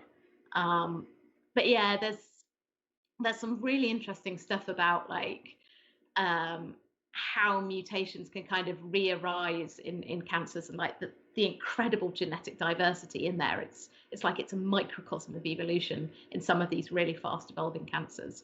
But I think it's very unlikely that suddenly all the cancer cells would forget that they've got resistance. We've got an anonymous question. The question is, what is the contribution of the immune system in cancer recovery or survival? Yes, so the immune system, I think, is incredibly important, and it's really highlighted by the success of immunotherapies for some cancers. And like I say, they don't work for everyone. I think the immune system is also behind some of the examples that are where there are some examples of spontaneous remissions of cancer, and the immune system inevitably plays a role in response to any treatment. It's any kind of cancer treatment is an assault on the body and an assault on the cancer cells. And so the immune cells will be in there. And one of the things that I talk a bit about in the book is understanding like the landscape of the tumor, because tumors are full of immune cells, but it may be about where they're distributed. So, tumors are not homogeneous, perfect distributions of cancer cells and immune cells and fibroblasts. There will be pockets that are hot with immune cells, and you can think of them as predators, trying to seek out and destroy cancer cells. And there will be pockets that are cold. So what makes those pockets resistant to immune cells? Can we infiltrate them? What are the markers that we know about how many immune cells are there and what they're up to? And can we encourage them? I think the immunology of cancer, immune oncology, is a really fast-growing field. It's a really interesting field. But you actually really need to be able to see, using microscopy, see the actual landscape of cancer that's in there. And I talk, there's a whole chapter in the book where I talk about that, and it's super interesting stuff. They're using like AI imaging and all this kind of thing, and it's very super cool. So yeah. Excellent. We've got a question from, I'm not even going to attempt to read that username. Do you think we should be focusing on the early detection of cancer instead of cure? Some cancers, when you get the symptoms, it's too late. Yes, I think early diagnosis is really, really key for many cancers. We know the earlier you diagnose a cancer, the more likely you are to be able, for a solid cancer, be able to remove it with surgery before it's spread. One of the challenges is that even with tiny, tiny tumors, they can still seed cells into the bloodstream, and those cells can in the future grow. So that is always going to be a challenge. And then the flip side of trying to detect cancer earlier and earlier is that the more sensitive you get, you're starting to pick up things like, well, is this actually a cancer? And that question of like, not just what is cancer, but when is cancer, is something I return to quite a bit in the book. It's like, not just what is, but when. When do you say like, yeah, that's something we need to do something about? Yeah. Another anonymous question. I think this is one that a lot of skeptics in the audience will be asking. Why do you think there are many cancer quacks, but not many heart disease quacks in the pseudo-medical market, even though cancer seems less prevalent? That's a really interesting question. And all I can think of is that it goes back probably to like the 19th century and the early 20th century. Cancer is a very visible disease. Like you can see it manifest. You see it as tumors. You see people waste away very dramatically. With heart disease, yes, people get, demonstrate the symptoms of heart disease. Maybe they're sort of struggling to breathe or to move and things like that. But quite often, like people just drop dead from a heart attack, or you have a stroke or something like that. And so I think that that thinking back to the early roots of the kind of cancer quack movement in the late 19th century, early 20th century, I think it's just because it's visible and it's something to do, and it was something that killed you very fast. With heart disease, it's like you don't necessarily know you've got it, and it tends again to affect people who are older, and we also know particularly heart disease being such a prevalent disease of that is something I think we can pin on our modern lifestyles actually, rather than cancer. I think that it's something that you feel you can do something about, and the roots of cancer quackery go back over 100 years, and I think have just grown out from there. So we just don't have a tradition. We don't have a tradition of heart. There's no tradition of that. It's definitely starting to creep in, though. I definitely see in some of the skeptical things that I come across, you see people starting to criticize statins. That's a big one. There's a lot of pseudoscientific criticism of statins and conspiracy theories around statin use and over medication with statins. And obviously that is related to cholesterol and heart disease. So there's definitely some starting to creep in there, but it doesn't seem to be as prevalent as with cancer, for sure. Yeah, and the history of cancer quackery is absolutely fascinating. It really is. Yeah.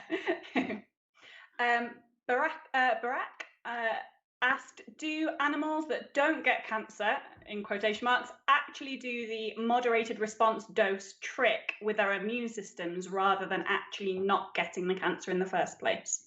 So animals that don't get cancer, they've all solved Peto's paradox in their own way. So there are lots and lots of different ways you can not get cancer. So the classic example is like naked mole rats. Naked mole rats, they have some genes that are different that control how their cells proliferate. So cells have like this kind of concept of cellular space. If they touch cells around them, they're like, right, no, stop there. I exist here, and that's where I stay. Exactly. Yeah, it's contact inhibition, and their naked mole rat cells are really uniquely sensitive to this. And if they touch cells around them, they're like, nope, done, gonna die. Like, no, thank you. They really don't like it, and whereas other cells are like, they'll tolerate that a bit more. So and they also make this kind of sticky glue that's thought to make it really difficult for their cells to start mobilizing and migrating. Elephants have actually got multiple copies of a gene called p53, which kills damaged cells. And like, if you're an elephant, you kind of got some cells to burn, basically. So as soon as an elephant cell is damaged, it just dies. Absolutely, it will just die. Different animals solve things in different ways. Some do have altered immune systems. God, capybaras, I think, are ones. Capybaras are like giant rodents, and they are pretty cancer. Guinea pigs, aren't they? They're so cute. But because of their size and the fact that they're rodents are quite cancer prone. Because they sort of, you think they have this like live fast, die young kind of thing. But capybaras are big, so you would expect them to get more cancers because they just have more cells.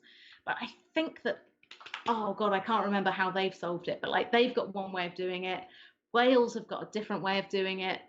Because it's evolution in action, each species sort of evolves their own way. So some will be immune, really, really their immune systems are super hot on this. Others will be like, oh, as soon as the cell's damaged, we don't care. Different organisms have evolved their own solutions to this.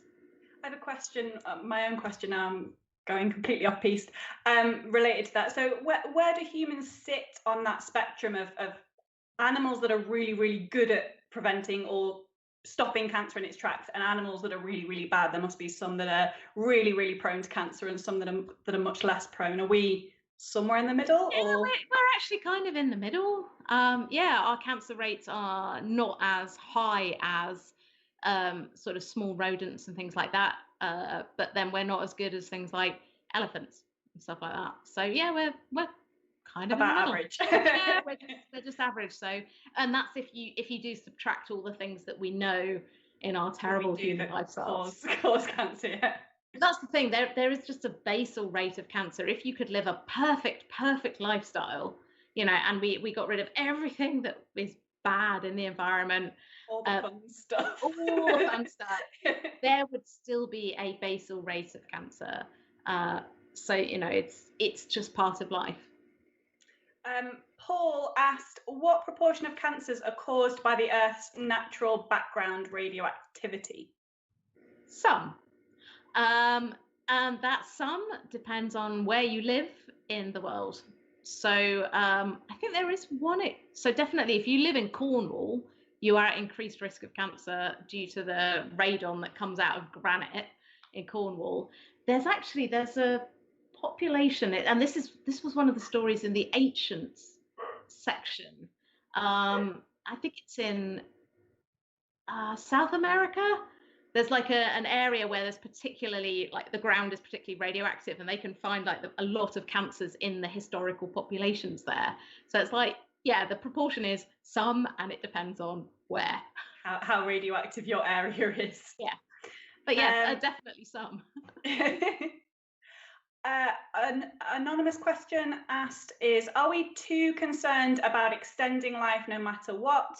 Should we be concentrating on quality of life and accepting death and aging as a natural process? I mean, philosophy really, isn't it? Yeah, I mean, death comes to us all with pointy teeth. And I think, yeah, I mean, no one lives forever. And it's very hard to accept this. What I think with cancer is if we can try and make sure that like no one loses their life prematurely, and also that it doesn't limit life. So I think definitely focusing on health span and living longer and healthier. And even if people, so the ideas of like the cancer treatments that you're on treatment for longer, but it's kinder because you're actually having less treatment overall and fewer side effects. I think that kind of thing is definitely where we should be moving towards, taking that quality of life into account. Yeah, I mean, no one's going to live forever, but I would just rather that people lived for longer, and certainly through what would be considered to be the prime of life, without developing cancer. Yeah, and I guess that's a big part of it, is if we can treat and cure cancers that are existing in younger populations, in populations where you're in that prime period of your life, then that could be important. Yeah. I think we're going to finish up with two more questions that are slightly more fun questions, and then we will let you go. So from an anonymous person, in fact, they're both from anonymous people.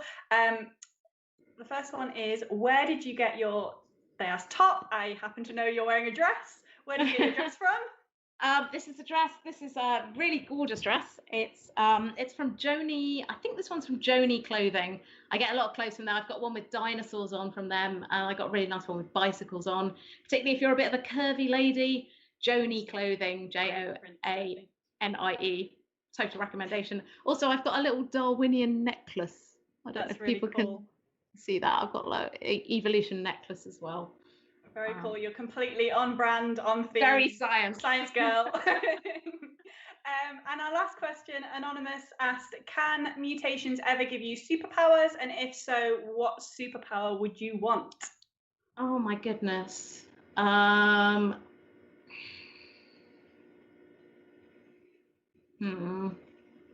asked this question. I used to do a talk about like, are you a superhero, which was about kind of genetic superheroes who have mutations and they don't get ill. And I asked this question to someone, and this is how I knew that I was meant to be with my partner forever. Because as I was like, oh, what superpower would you want? And I kind of went, well, maybe sarcasm. He shouted out sarcasm at exactly the same time. So I guess the answer is the superpower of sarcasm. So that's not a great answer, but that would be my choice. Point to end on. Thank you very much for giving us such an excellent talk and so much of your time. It's been a fantastic evening. We've really enjoyed it, and I know that the chat has been overwhelmed with people giving you compliments and enjoying it. Yeah, I'm sure we will get lots of book sales for you tonight. The links for everybody watching, the links to Kat's book will be in the chat. So will the link to our PayPal, the link to our next event, which is Anthony Magnabosco talking about street epistemology. There will also be a link to our Zoom pub, the Lock-in's Razor, which is where I'm going to be going very shortly, so that you can come and join us and have a drink and a chat and just relax a little bit, a bit more like our traditional Skeptics in the Pub events. But otherwise, if you can give loads of clap emoji in the chat to thank Kat for an excellent talk, and we will see you next time. Thank you very much. Thank you very much. It's been a pleasure.